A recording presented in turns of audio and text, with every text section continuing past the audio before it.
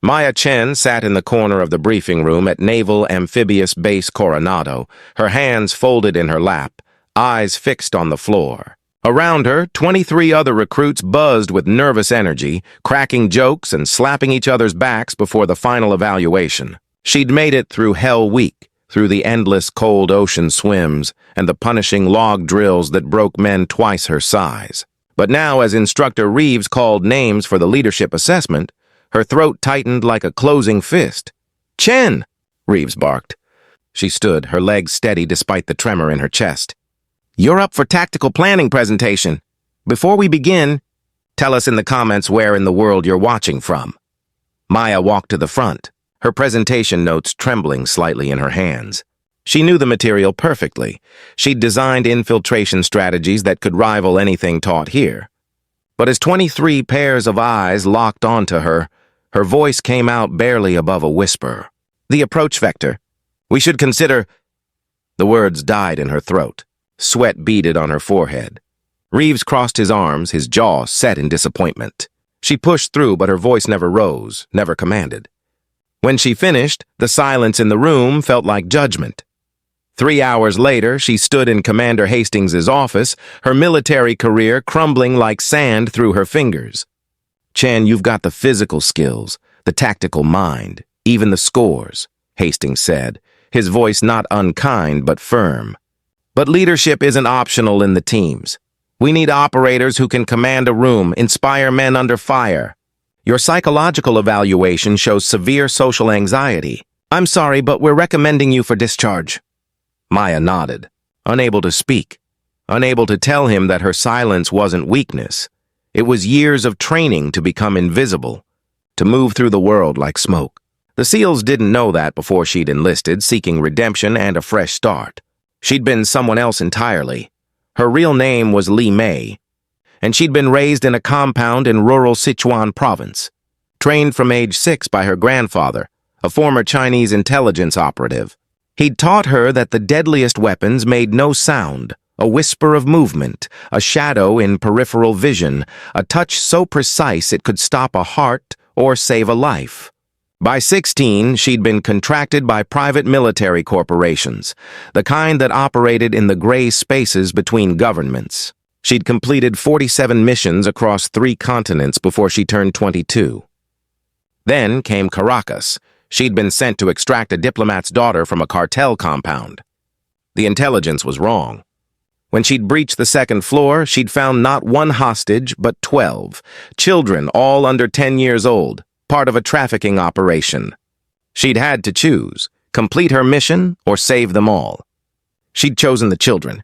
The diplomat's daughter died in the crossfire when the cartel realized what was happening. Maya had gotten the children out, but her employers wanted her dead for the failure. So she'd vanished, eventually surfacing in America with forged documents and a new name, trying to use her skills for something clean, something honorable.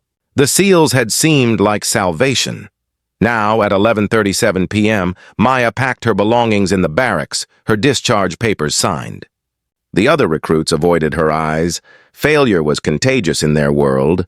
She'd be on a bus by dawn, back to a civilian life where she'd have to bury her skills even deeper. She was zipping her duffel when the base alarm shrieked to life, red lights strobing through the windows. The PA system crackled. "Security breach. This is not a drill. All personnel to safe rooms. Potential hostile force on base." Maya's training kicked in before conscious thought.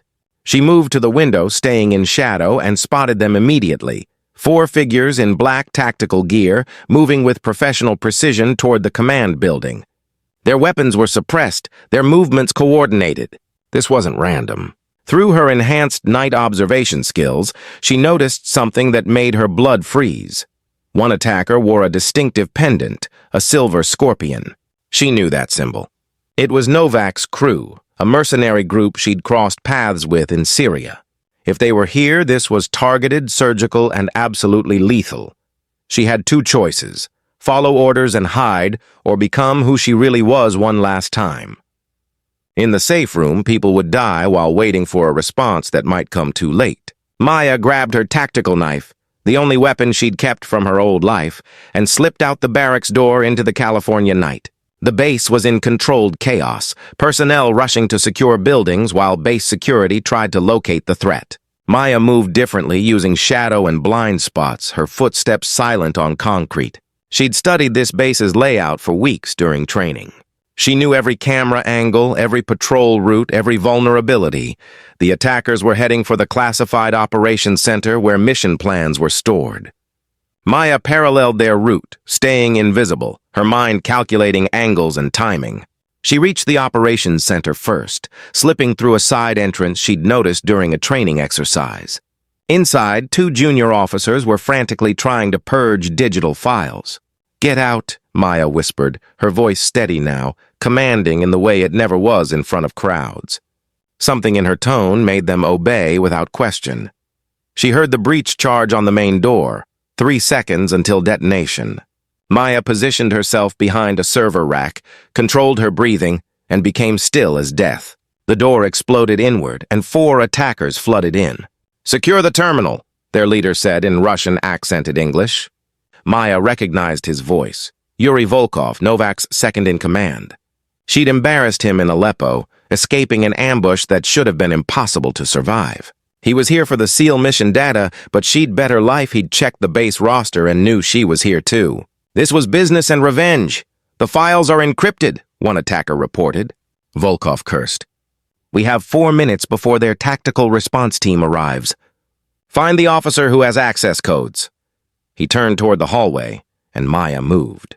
She struck from behind, her knife finding the pressure point on the nearest attacker's neck, non-lethal but instant unconsciousness. He dropped without a sound. She was already moving as his weapon clattered, rolling behind a desk as suppressed rounds chewed through the wood where she'd been standing. "It's her!" Volkov shouted, and Maya heard the mixture of rage and disbelief in his voice.